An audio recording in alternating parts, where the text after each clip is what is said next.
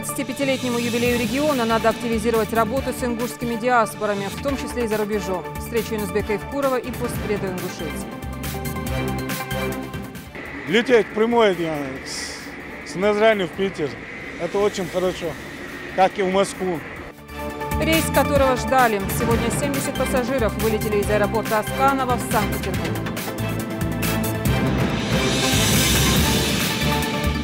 Мне предложили службу в военно-воздушных силах города Екатеринбурга, в части, расположенной в Екатеринбурге. Рост в службе не помеха. Еще 14 новобранцев отправились в вооруженные силы России. Кого провожали, узнаем у Румина Криева. Если участники, выигравшие конкурс, могут выполнить один из столпов ислама, то те, кому повезло меньше, получат утешительные призы. Знать свою религию призывают организаторы интеллектуальной игры. Победителей, кстати, ждет заслуженный хадж. Хотелось бы помочь, максимально поделиться опытом, тем более, если есть возможность. Надо подкачаться. Как это сделать без ущерба собственному здоровью, знает чемпион Европы, бодибилдер Александр Кадзоев. Он дал мастер-класс.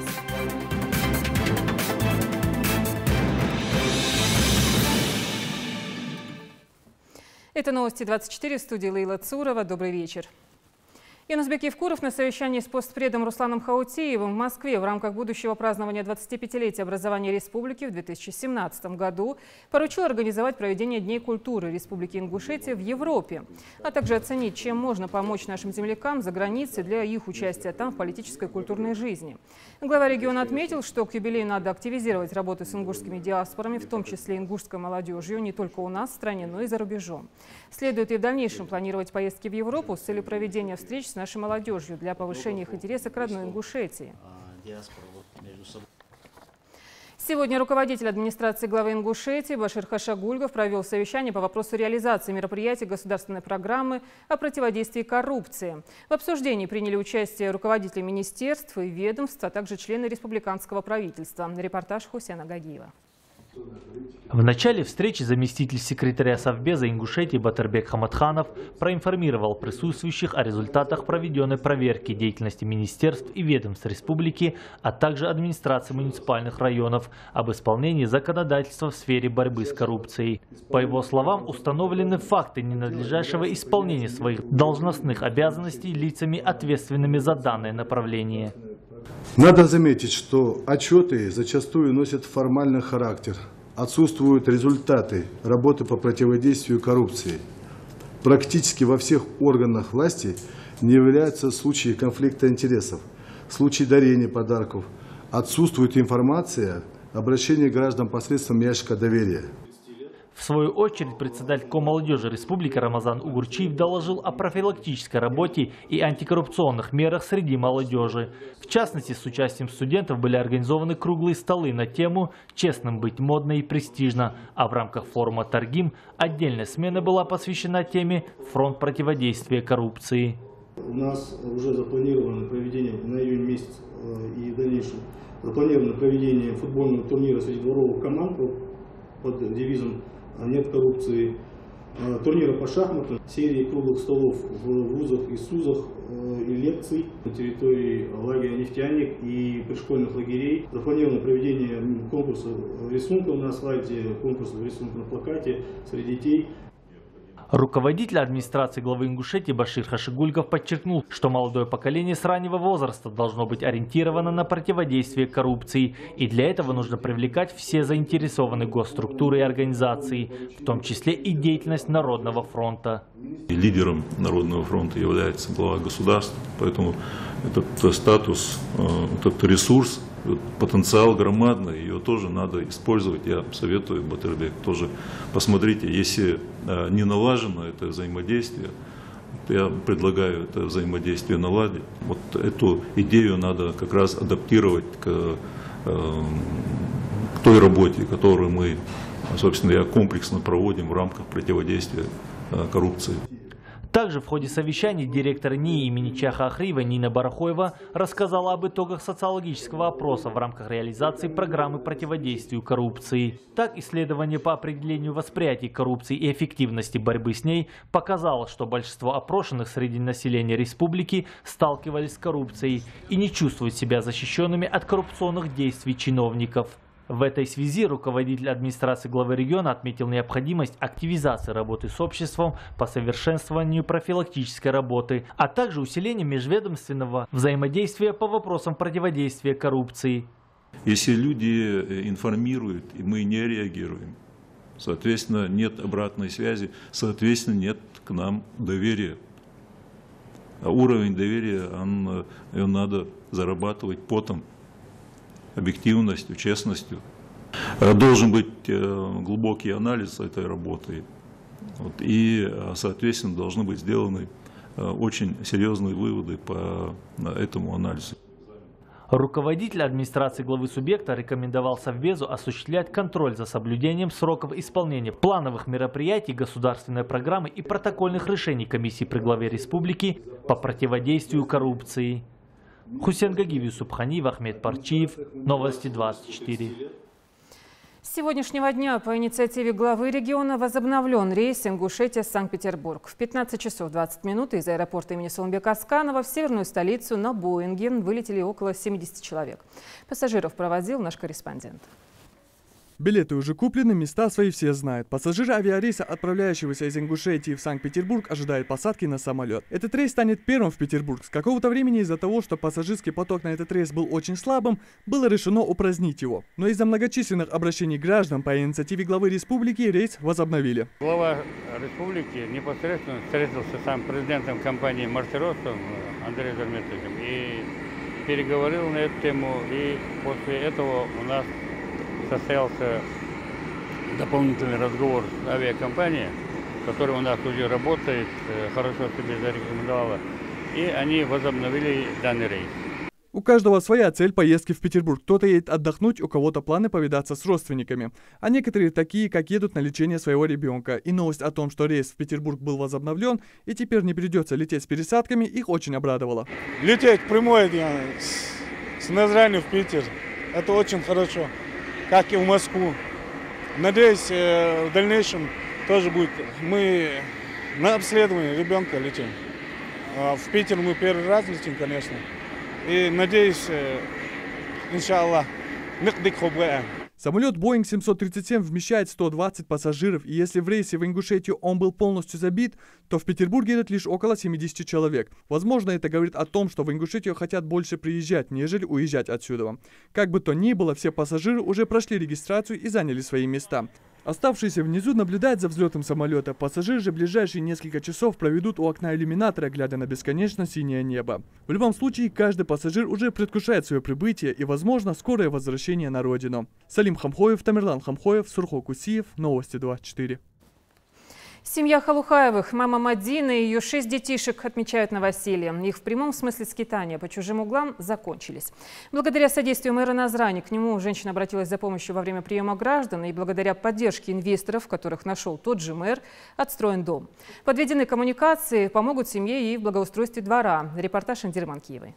Семья Халухаевых не понаслышке знает, каково это скитаться по съемным квартирам и жить под чужой крышей. Но сегодня вся эта история уже позади. У этой семьи наконец-то появилась своя крыша, свои родные стены. Теперь женщина никак не может нарадоваться, что она и ее дети наконец-то засыпают в своем родном доме. А ведь совсем недавно многодетная семья могла только мечтать об этом.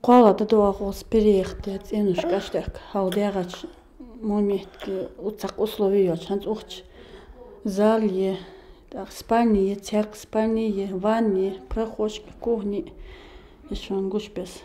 И мебель, печки несут, мебель от этой кухни. Хозяйка дома Мадина одна растит 6 детей. Ее мужа уже год как не стало. Все это время они жили в ужасных условиях, в доме, где не было ни тепла, ни света, ни места, чтобы развернуться. И за все эти коммунальные неудобства Мадине еще и приходилось отдавать большую часть своего и так небольшого заработка. О плачевном положении семьи глава города Назрань узнал во время общереспубликанского приема граждан, когда Мадина пришла к нему в рабочий кабинет. Алихан Тумгоев не просто пообещал помочь женщине, он за короткий срок нашел инвестора и возвел такой такой вот уютный дом. Подключили родственную базу и вместе с меценатами города Назрань, инвесторами города Назрань откликнулись на ее просьбу, приобрели данный участок земли и построили этот дом ровно за 1 месяц и 10 дней. Сегодня Алихан Тумгоев лично приехал сюда, чтобы проверить, хороша ли новостройка и переехали ли в нее новоселы. Осмотрев здание изнутри и снаружи, в итоге он остался доволен всем. Я могу оценить по-своему, дом можно оценить на хорошо. То есть у нас есть ванна, есть кухня, есть дом для наших гостей.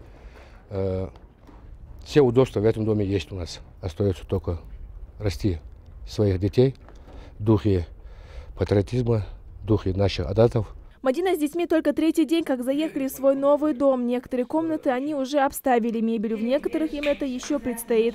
Все коммуникации, свет, вода и газ к зданию уже подведены. Также строители установили в доме 2 старинные печи и пообещали помочь в благоустройстве двора. Повесь, что у нас осталось, мебель поставить. Сегодня-завтра поставим, заказали. А во дворе там цветы посадить и деревья, чтобы порядок был. Не меньше своей мамы новоселью радуются ее дети. У них впервые появились свои собственные комнаты. Нам очень нравится наш дом новый. Мы раньше жили в чужом доме. Теперь мы счастливы. Алихан Тумгоев, поздравив маму с новосельем, пообещал ей, что в ближайшие дни он вернется и прочитает первый мавлид в доме. Индира Манкиева, Рахман Цуров, Новости 24. А весенний призыв, между тем, продолжается. Сегодня еще 14 человек покинули Ингушетию ради служения Родине. Новобранцы отправились на Урал, в Екатеринбург.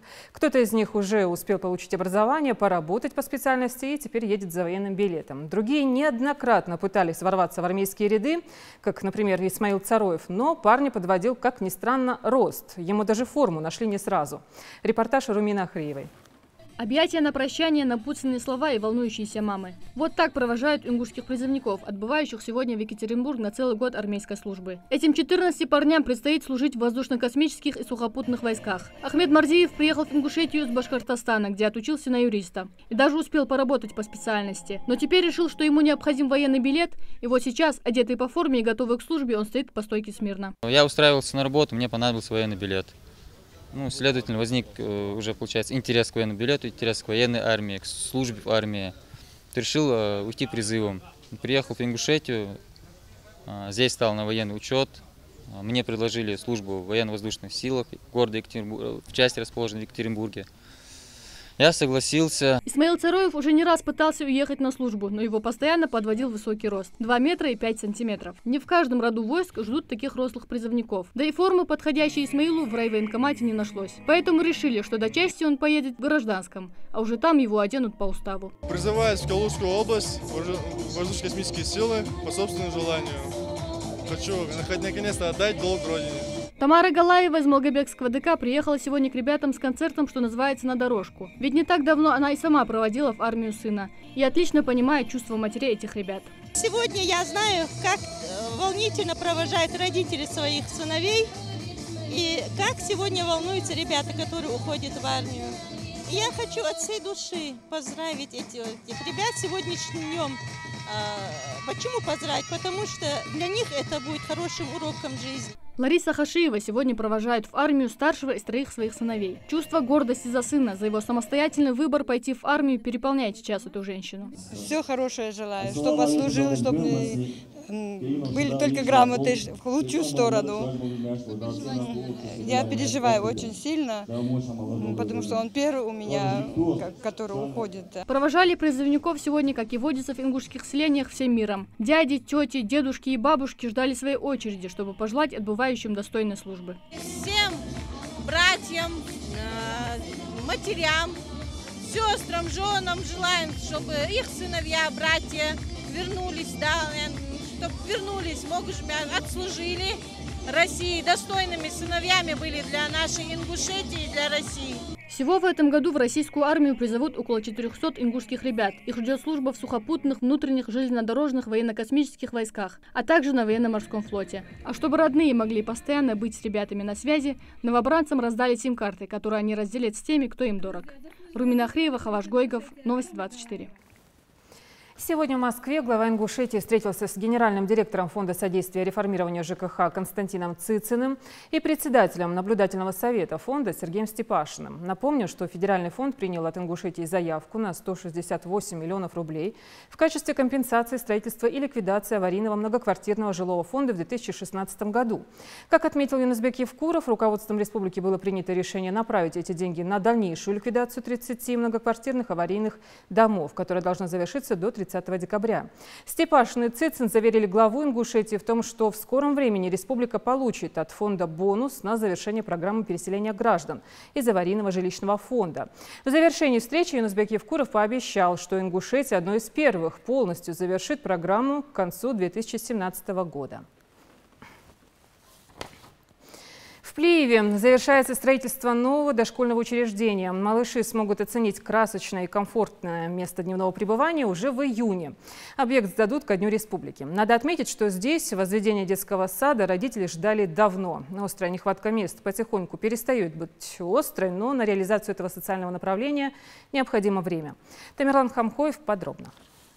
У маляра при строительстве детского садика одна из самых ответственных миссий на объекте – наполнить все это место яркими красками. А так как дети воспринимают мир именно через яркие цвета, то и в садик они будут приходить с удовольствием. У Зареты Илиевой 4 детей, и 2 старших уже выросли из детсадовского возраста, так и не побывав в садике. Причина проста – отсутствие дошкольных учреждений в селе. Но открывающийся в этом году в Плиево новый детский сад дает Зарете надежду на дошкольное образование одного из ее младших сыновей.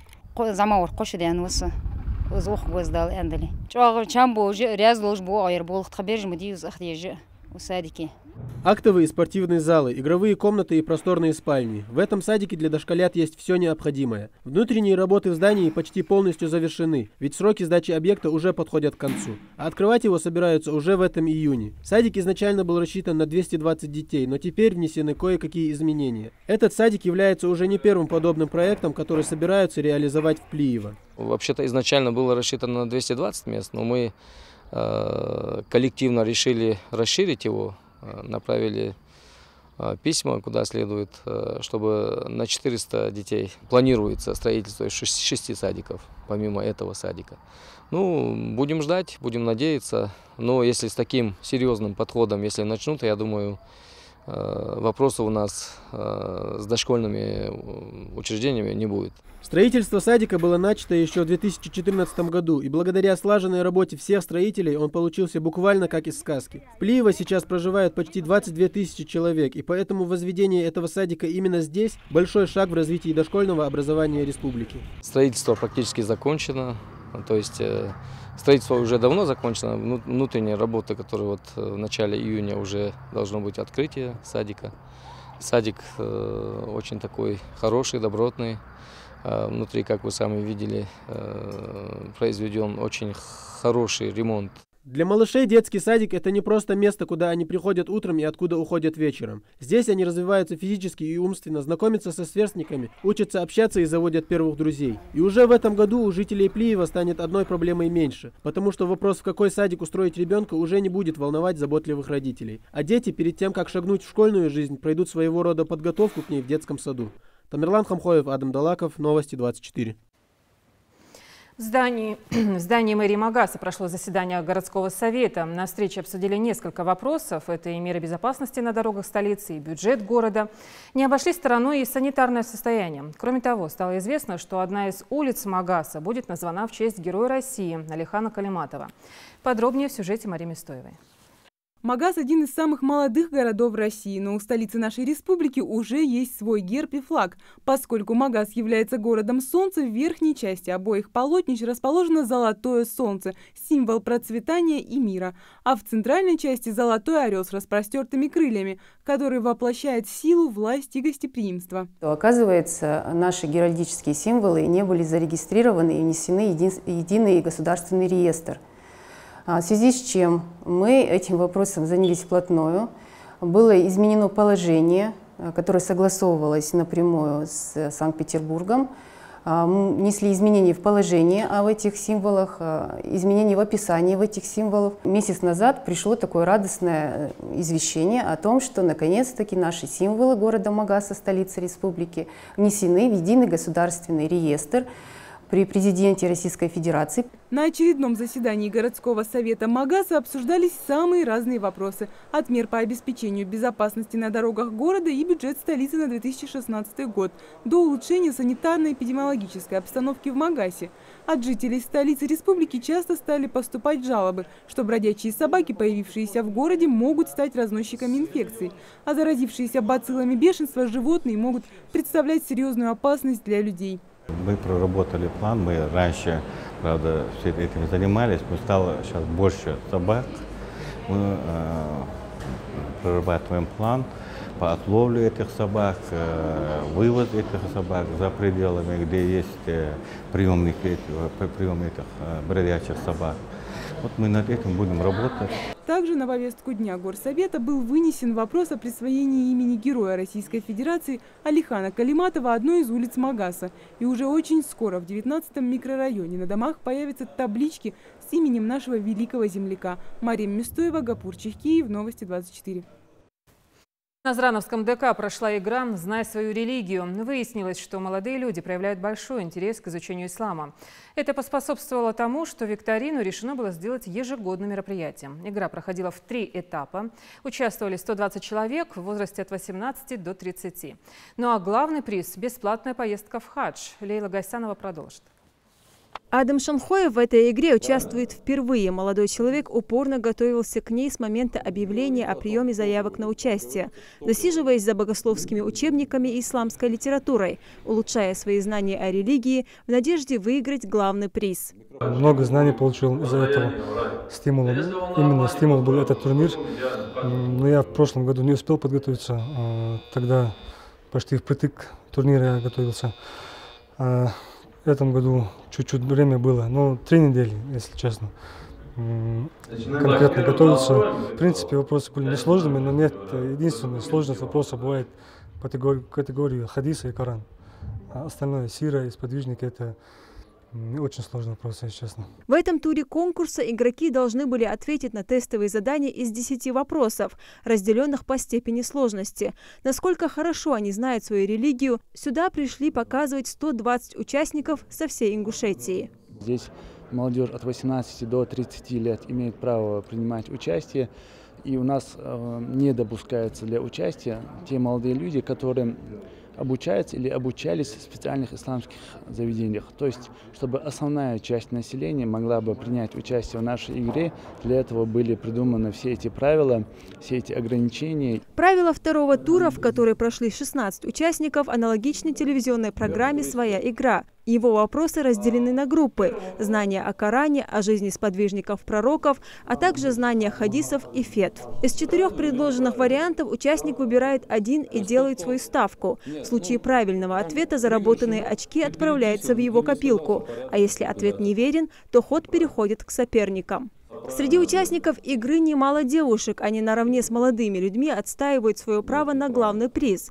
Ведь совершение паломничества в святые места Мекки и Медины – это обязанность каждого мусульманина.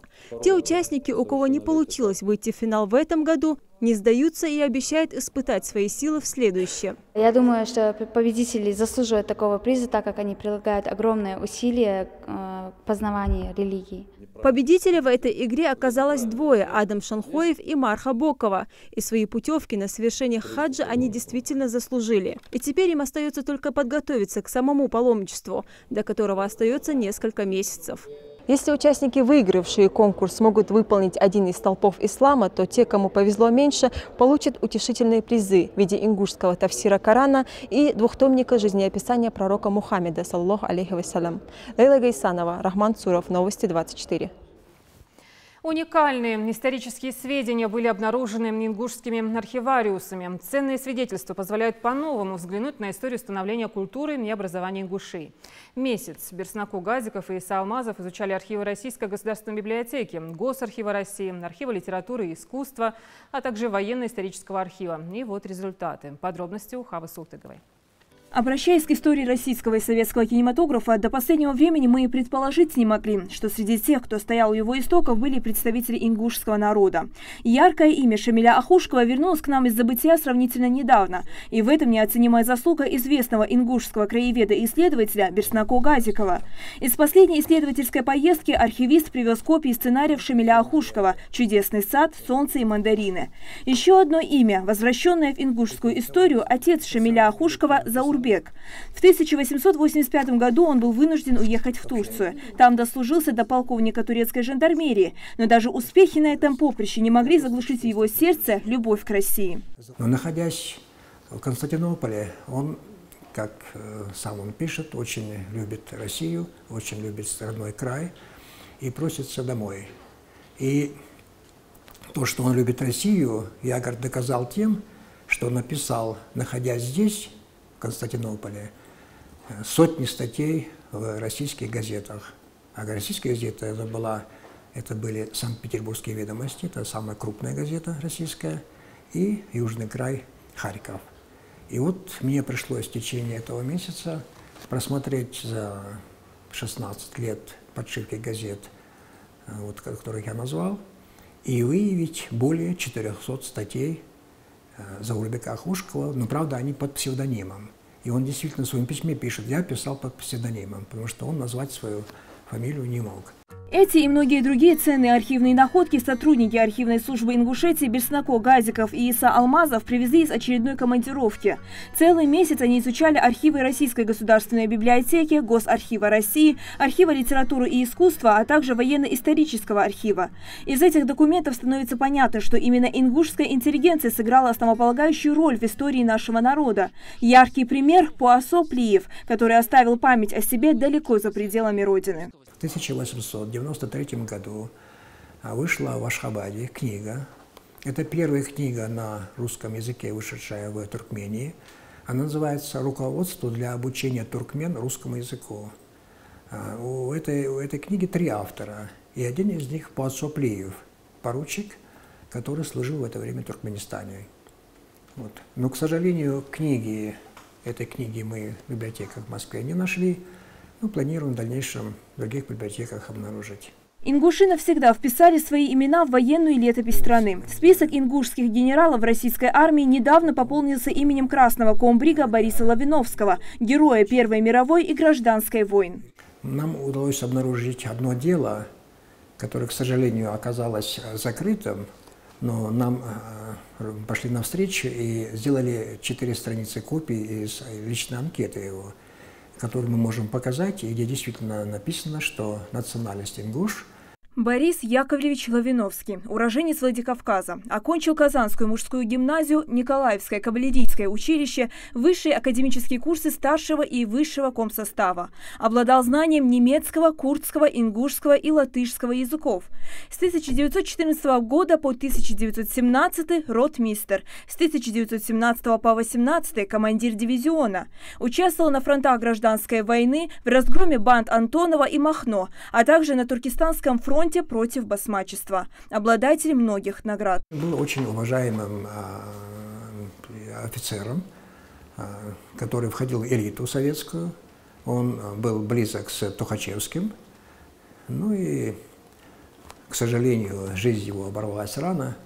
Вот. И наша теперь очередная задача, связанная с этим именем, обнаружить, найти его отцовские корни.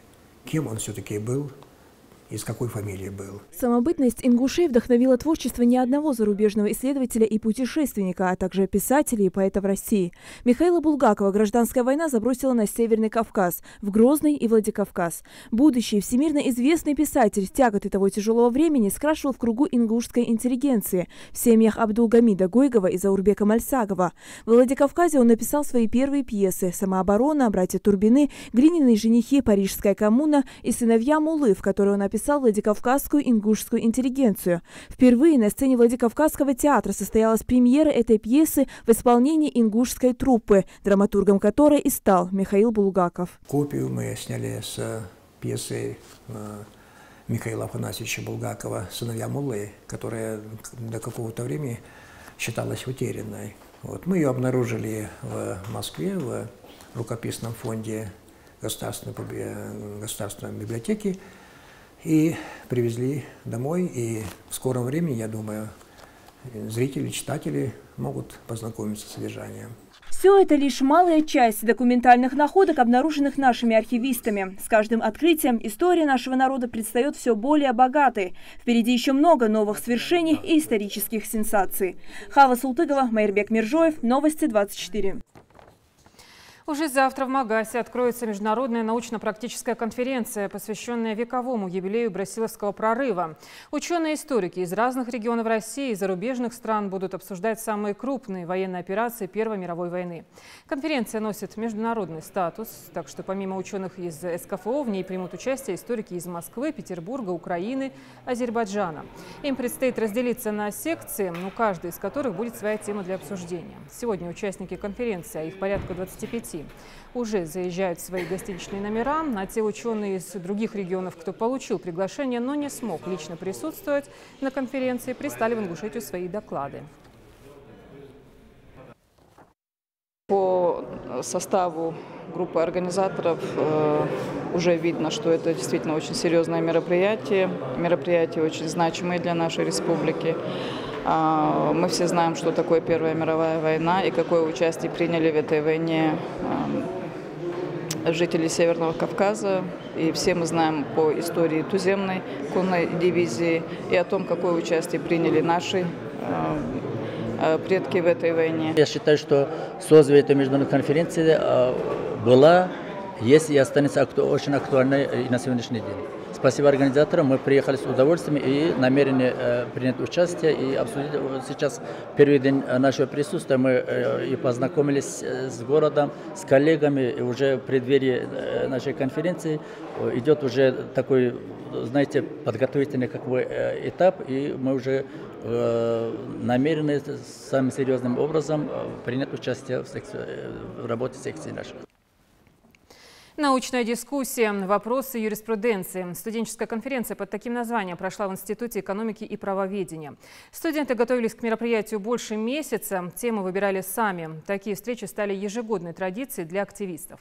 Работа над собственными исследованиями позволит будущим специалистам быстрее освоиться в профессии и послужит хорошей практикой публичных выступлений, уверены преподаватели.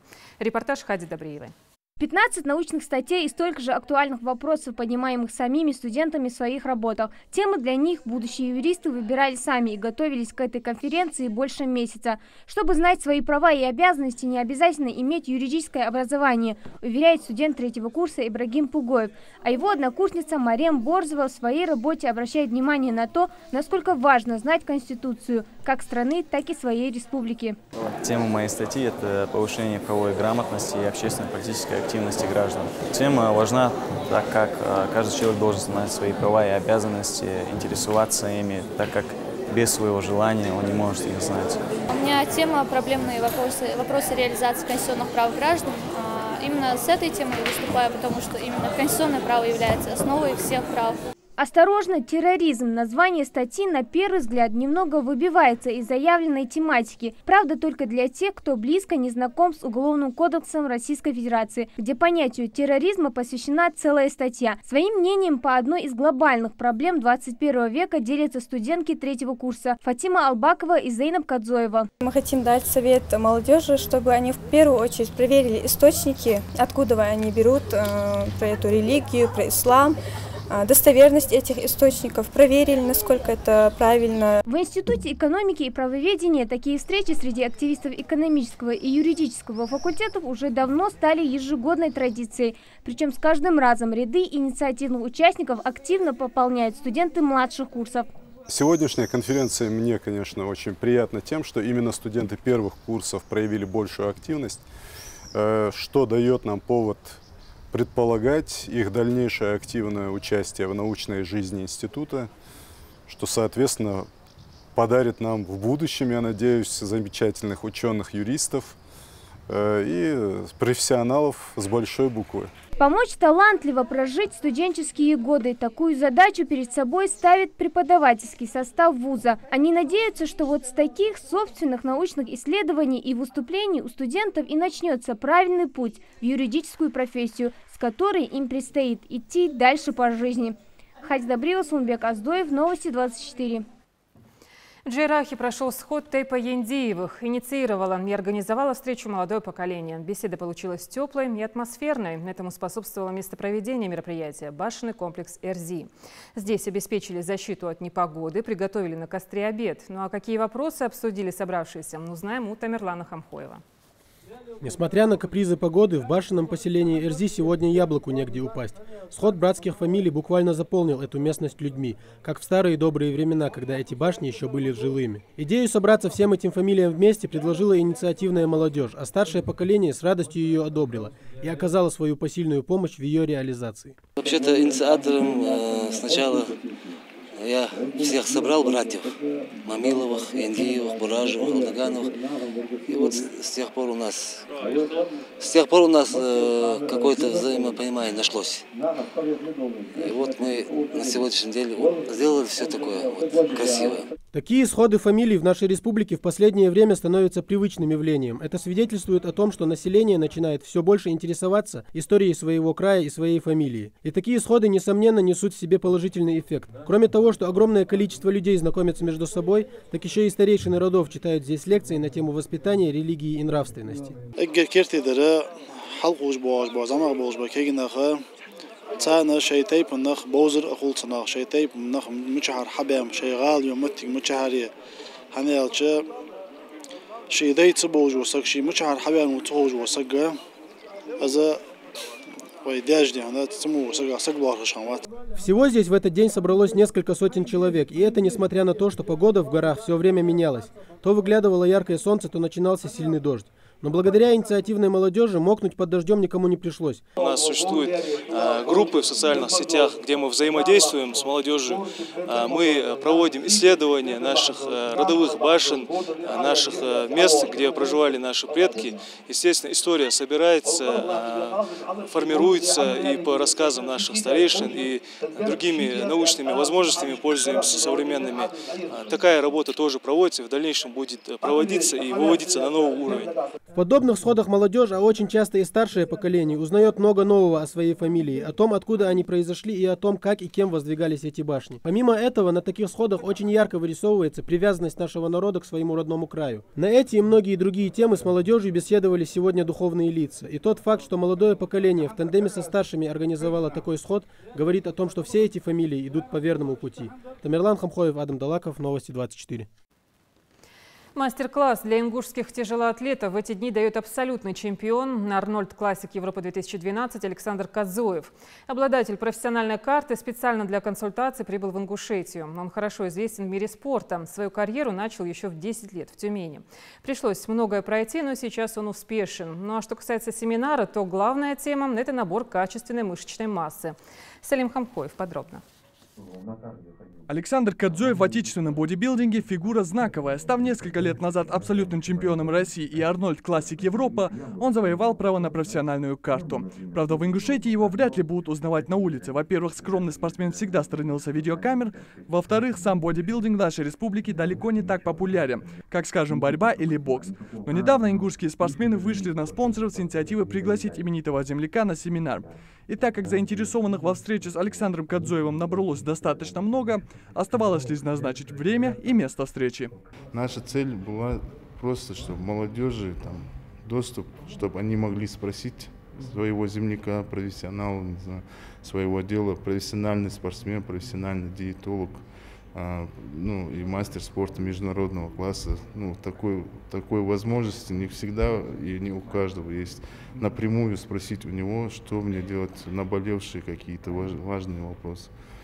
Желание съездить в Ингушетию, чтобы поделиться с земляками огромным спортивным опытом, возникало у Кадзоева уже не раз. На своем личном опыте он хорошо знает, как важен для начинающих спортсменов хороший тренер и багаж методических знаний. Я уже давно хотел домой, на родину, попасть, именно помочь нашим всем для того, чтобы опыта очень мало, и хотелось бы помочь, максимально поделиться опытом, тем более, если есть возможность, чтобы меньше сделали ошибок. Едва научившись стоять на ногах, Александр Кадзоев начал поднимать тяжести. Сначала камни во дворе, потом штангу в зале. Спортивную карьеру он начал в 10 лет в Тюмени. В начале 90-х успешно выступал в силовом троеборье. Но когда решил перейти в бодибилдинг, то испытал серьезное давление со стороны родных. Конечно, не все положительно относятся. Я же стараюсь об этом меньше распространяться. Даже своим братьям, вот Хасану говорю, старайся меня все же, говорится, представлять, что я не спортсмен, а брат твой. Чтобы акцентировать на это больше внимания. Ну, ничего страшного, потому что я понимаю также, что на самом деле не такой прям мужественный вид спорта. Это все же не те мужчины, где борются, уши ломают или носы себе разбивают. Но, к сожалению, у меня уже возраст, я уже не могу чем-то другим заниматься. И занимаюсь больше это от того, что он меня кормит, это вид спорта. Стыдно должно быть не чем ты занимаешься, а стыдно должно быть, что ты мужчина и, как говорится, не обеспечишь свою семью. Как и ожидалось, главная тема семинара – это набор качественной мышечной массы. Каждый здесь не против в короткие сроки натурально набрать 5-6 килограммов мускулов. И чтобы дать в этом деле грамотный совет, как раз и нужен человек, являющийся поваром на этой профессиональной кухне. Есть такие жиросжигатели. Как они влияют? Они тоже не влияют на жир никаким образом.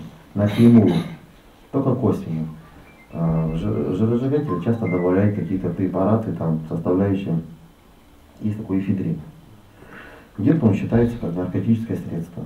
Руслан Индиев буквально недавно начал заниматься тяжелой атлетикой, но у парня уже появилось много вопросов. Кстати, он сам сейчас живет и учится в Петербурге.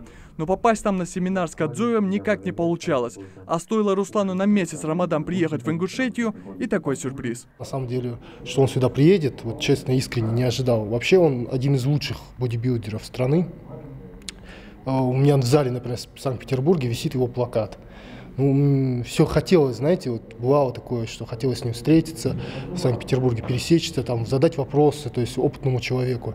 Ну и приехал в Ингушетию, и тут, хоп, Александр Кадзоев приезжает в Ингушетию. Думаю, такого шанса упустить никак нельзя вообще. И я его не упустил. Сейчас все ожидания Руслана от встречи с именитым спортсменом оправдались, и после месяца Рамадан парень планирует по-новому подойти к своим тренировкам. Некоторые вопросы, особенно вот в отношении препаратов, которые можно, легальных, которые могут усилить иммунитет, да, здоровье человека, да, защита хрящей, суставов. Это же очень важные вещи, которые мы просто не знаем. Сам Александр Кадзоев вспоминает, что когда он уезжал из Ингушетии, в ней не было таких возможностей для спортсменов, какие есть сейчас. Нынешнее положение дел в республике Александр называет не иначе, как золотым веком ингушского спорта. Спорт в Ингушетии развивается. Вот вчера мы с Русланом ехали, он говорил, вот спортивное здание, вот спортивный там ледовый дворец. В общем, ощущение, что здесь только все, как говорится, спортсменов и вытягивает. Это очень хорошо. Будет, как говорится, спортивная, как говорится, раса, не раса, в смысле нация, поэтому очень хорошо. Словом, у всех этот семинар оставил множество позитивных эмоций, каждый получил развернутый ответ. А если у кого-то остались вопросы, до 1 числа Александр пробудет в республике, так что есть возможность получить у него профессиональную консультацию. Салим Хамхоев, Ильяс Дасхоев, Новости 24. Таким было начало недели. Следите за новостями на канале Ингушетия. Спасибо за внимание и спокойной вам ночи.